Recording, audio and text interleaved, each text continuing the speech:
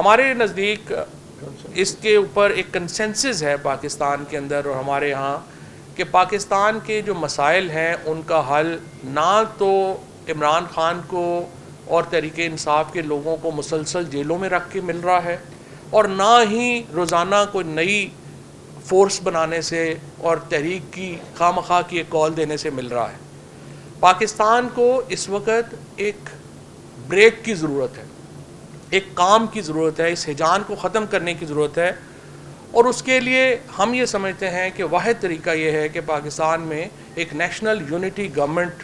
جو ہے اس کو قیام اس کا عمل میں لایا جائے۔ یہ جو نیشنل یونٹی گورنمنٹ ہے اس میں جو موجودہ حکومت ہے اس کی بھی رائے شامل ہونی چاہیے، یعنی نواز شریف صاحب، شہباز شریف صاحب، آصف زرداری صاحب جو اس حکومت میں شامل ہیں ان کی بھی رائے شامل ہونی چاہیے، لیکن اس کے ساتھ ساتھ عمران خان اور مولانا فضل الرحمان صاحب جیسے جو لوگ ہیں جو اس وقت اپوزیشن ہے ان کی رائے بھی شامل ہونی چاہیے، اور پاکستان کے اندر ایک کنسنسس حکومت بنائی جائے جو کہ 2 سے 3 سال کے لیے ہوگی، اور اگلے انتخابات سے پہلے وہ ایک پاکستان کے اندر ایک ایسا ماحول بنا سکیں ہم کہ جس میں تلخیاں کچھ نیچے آئیں۔ اس وقت جب بیرسٹر محمد علی صاحب نے این ڈی سی میں جو تقریر کی تھی یا بات کہی تھی، میں آپ کو یاد کرانا چاہتا ہوں کہ انہوں نے یہ بتایا تھا کہ مسئلہ یہ بھی ہے کہ یہ بھی چیز یہ ہے کہ اگر عمران خان اور تحریک انصاف کو ریلیف دیا جائے تو وہ آگے سے کیا ریئیکٹ کریں گے، تو وہ جو ایک اس وقت صورتحال ہے اس کی وجہ سے بھی پاکستان آگے نہیں بڑھ رہا، اور اس کو نیچے لانے کے لیے بھی ضروری ہے کہ پاکستان میں سیاسی جماعتوں کے درمیان اور جو مقتدرہ ہے اس کے درمیان ایک یہ جو کیفیت بنی ہوئی ہے، ایک سمجھیے کہ جس میں ایک فرق نظر آتا ہے، یہ ختم کرنے کے لیے پاکستان کے اندر ایک کنسنسس گورنمنٹ کی ضرورت ہے، اور اس طرف بڑھنے کے لیے یہ جو سارے ہمارے اکابرین ہیں ان کو ہم نیشنل ڈائیلاگ کے ذریعے ان کو آپس میں قریب لائیں، اور اس بات کے اوپر ہم اتفاق کریں کہ پاکستان کو آگے بڑھانے کے لیے اگلے انتخابات سے پہلے ایک کام دینے کے لیے، ایک اس ہجان سے نکلنے کے لیے اور بڑے فیصلے، بڑے ایڈمنسٹریٹو فیصلے کرنے کے لیے، مثال کے طور کے اوپر جس میں بڑی اسٹرانگ لوکل گورنمنٹس شامل ہیں، نیا ایڈمنسٹریٹو سسٹم شامل ہے، این ایف سی ایوارڈ کا جو فارمولا ہے وہ شامل ہے، ڈیمز چاہیے آپ کو، جو کینال سسٹم ہے اس کے اوپر آپ نے کرنا ہے، اور آپ کو ایک اکانومی کے لیے 10 سے 12 سال کا ایک متفقہ لائے عمل چاہیے۔ اس کے لیے تمام لوگ اپنی اپنی ذمہ داری ادا کریں اور ایک متفقہ پلیٹ فارم پہ آیا جائے جس کے اوپر متفقہ لوگ جو ہیں ان کو فی الحال حکومت سونپی جائے، اور ہم کوشش کریں کہ اگلے جو انتخابات ہیں ان سے پہلے ہم بڑے فیصلے بھی کر سکیں اور اپنے جو فاصلے ہیں ان کو بھی ہم کم کر سکیں۔ اسی کو آگے بڑھاتے ہوئے محمد علی درانی صاحب۔ اعوذ باللہ من الشیطان الرجیم، بسم اللہ الرحمن الرحیم۔ فواز صاحب نے نیشنل ڈائیلاگ کمیٹی کے ریفرنس سے محمود مولوی صاحب نے، سب لوگوں نے جو انیشیٹو لیا، میں سمجھتا ہوں کہ یہ بہت انکریجنگ قدم تھا،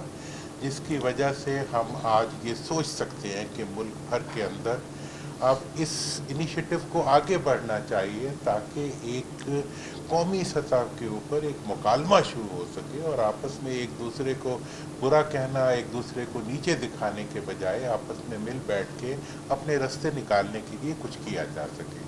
اس سلسلے میں، اور میں یہ بتانا چاہتا ہوں کہ جو ابھی انہوں نے نیشنل یونٹی گورنمنٹ کی بات کی ہے، یہ کوئی عجوبہ بات نہیں ہے۔ دنیا میں جب بھی کسی ملک کے اندر ایسے کرائسس پیدا ہوئے ہیں، جمہوری ممالک میں، آپ اس کے اندر یو کے کو لے سکتے ہیں، سیکنڈ ورلڈ وار کے بعد چرچل نے نیشنل یونٹی گورنمنٹ بنائی، اس کے بعد آئرلینڈ میں نیشنل یونٹی گورنمنٹ بنی جو ابھی تک چل رہی ہے، اسی طرح ساؤتھ افریقہ میں نیلسن منڈیلا نے نیشنل یونٹی گورنمنٹ بنائی، اور یہ باتیں سب کرتے ہیں، لیکن اس کو اب عملی طور پر ایک ایسا انیشیٹو لینے کی ضرورت ہے جو قوم کو باہمی طور پر ٹکراؤ کے بجائے مفاہمت کا راستہ نکال سکے، اور 2024 کے الیکشن کے بعد جس میں کہ قوم نے کلیئرلی ایک پارٹی کو مینڈیٹ دیا، لیکن اقتدار میں وہ لوگ آ گئے جن کو عوام نے مینڈیٹ نہیں دیا ہوا تھا. اس ٹکراؤ نے اس وقت پوری کی پوری قوم کو تقسیم کر کے رکھ دیا ہے. اس تقسیم کو ختم کرنے کے لیے سب کو دو قدم جو ہے وہ پیچھے ہٹنا پڑے گا, اور جب پیچھے ہٹیں گے تو پھر آگے بڑھنے کے راستے نکلیں گے. اور اس سلسلے میں اس خاص موقع کے اوپر ایک ریکویسٹ جو ہے جناب آصف علی زرداری صاحب سے بھی کرنا چاہوں گا, پریزیڈنٹ صاحب سے, کہ ہم نے ہمیشہ کہا ہے کہ پریزیڈنٹ کو اس وقت نیشنل یونٹی کے لیے اور نیشنل ڈائیلاگ کے لیے ایک رول پلے کرنا چاہیے. لیکن جو ابھی ریسنٹلی ان کی سٹیٹمنٹ آئی ہے, ایک سیکسسٹ سٹیٹمنٹ, جس کے اندر انہوں نے خواتین کو ایک حقیر تناظر میں پیش کیا ہے, میں سمجھتا ہوں کہ انہیں پاکستان کے مفاد میں, پاکستان مزید تقسیم کا پاس نہیں ہو سکتا. وہ پیپلز پارٹی جو ان کو ملی ہی محترمہ بے نظیر بھٹو صاحبہ کی طرف سے, کبھی انہوں نے بے نظیر بھٹو صاحبہ کو روتے ہوئے دیکھا جو وہ عمران خان کے بارے میں کہہ رہے ہیں کہ جی رونا شروع کر دیا. یہ سٹیٹمنٹ جو ہے یہ ایک انتہائی سیکسسٹ سٹیٹمنٹ ہے, اور یہ ایک ناپسندیدہ سٹیٹمنٹ ہے. اور اگر کسی بھی ملک میں اس پوزیشن پہ بیٹھا ہوا کوئی آدمی ایسی بات کرے تو میں سمجھتا ہوں کہ پوری قوم ان سے مطالبہ کرے گی کہ آپ یہ اپنا سٹیٹمنٹ جو ہے واپس لیں. تو میری بھی یہی درخواست ہوگی ان سے کہ ہم ان کی اس لحاظ سے عزت کرتے ہیں کہ وہ مفاہمت کی بات کرتے ہیں, لیکن یہ بات جو ہے یہ تو مزید 52% پاپولیشن کو ایلینیٹ کرنے کی بات ہے. اس لیے ان کو اپنی یہ سٹیٹمنٹ واپس لینی چاہیے, اور بالخصوص پیپلز پارٹی جو کہ خود محترمہ بے نظیر بھٹو کی قربانیوں کی, اور پاکستان کے اندر مجھے بتایا جائے کہ آج تک تاریخ میں محترمہ فاطمہ جناح سے لے کے کون سی خاتون ہے جس نے کبھی رونا کیا ہے ان کے سامنے. تو یہ تو بہادر ہماری خواتین جو ہیں وہ مردوں سے زیادہ بہادر خواتین ہیں. لہٰذا اس سٹیٹمنٹ کو ہم نوٹس لیتے ہیں. یہ نہیں کہ یہ کوئی ٹکراؤ کی کیفیت ہے, یہ ایک ایسا اقدام ہے جو کر کے وہ اس غلطی کی اصلاح کر سکتے ہیں, اور قومیں غلطیوں کی اصلاح سے ہی آگے بڑھتی ہیں, اور اس کے علاوہ اور کوئی راستہ نہیں ہوتا. اور جہاں تک یہ آخر میں نیشنل گورنمنٹ کے ریفرنس سے یہ کہنا چاہوں گا کہ نیشنل گورنمنٹ کے اندر جن اصلاحات کی ضرورت ہے, انتخابات سے متعلق, بلدیات سے متعلق, NSC سے متعلق, جب تک یہ ہوئیں گی تبھی ملک آگے بڑھے گا. یہ ایک مثبت تجویز ہے, اور اس کو ایک ڈیموکریٹک سجیشن کے طور پہ لیا جائے. یہ جمہوریت کے استحکام کی ایک تجویز ہے, اور یہ ملک کے اندر جمہوریت کو آگے بڑھانے کا ایک راستہ بن سکتی ہے. شکریہ. مولوی صاحب. دیکھیں, ابھی ہم نے جو فواد چودھری صاحب بات کر رہے تھے نیشنل گورنمنٹ کی, اور ہم نے سب نے مل کے سینسس کیا تھا کہ جی اس ملک میں نیشنل گورنمنٹ ہونی. اس کی وجہ کیا ہے؟ اس کی وجہ یہ ہے کہ دیکھیں اکنامی جو ہے اس وقت نہیں چل رہا, معیشت جو ہے کسی طریقے سے چل نہیں رہی ہے. دوسری آپ یہ چیزیں دیکھیں, مہنگائی عروج پہ جا رہی ہے, عام آدمی پس رہا ہے. ہم کتنا بوجھ ڈالیں گے اپنے افواج کے اوپر؟ ایک طرف جو ہے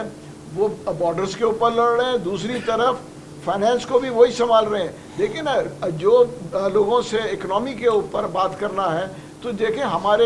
فیلڈ مارشل صاحب کو جانا پڑتا ہے یہ فنڈز کے لیے, کیونکہ اس کی وجہ یہ ہے کہ باہر کے ممالک جو ہے اس حکومت کے اوپر بھروسہ نہیں کر رہی ہے جو کہ ان کو فنڈنگ کو دے. تو اس لیے فیلڈ مارشل صاحب کو جانا پڑتا ہے جو ہے تاکہ جو ہے رول اوور ہو جائے, اور یہ چیزوں کو اکنامی کو بہتر کرنے کے لیے ہر چیز ہم فوج پہ ڈالتے ہیں, اور اس کے باوجود ہم فوج کو بھی جو ہے تنقید کا نشانہ بنا رہے ہیں. ایک طرف ہمارے جو ہے لوگ شہید ہو رہے ہیں,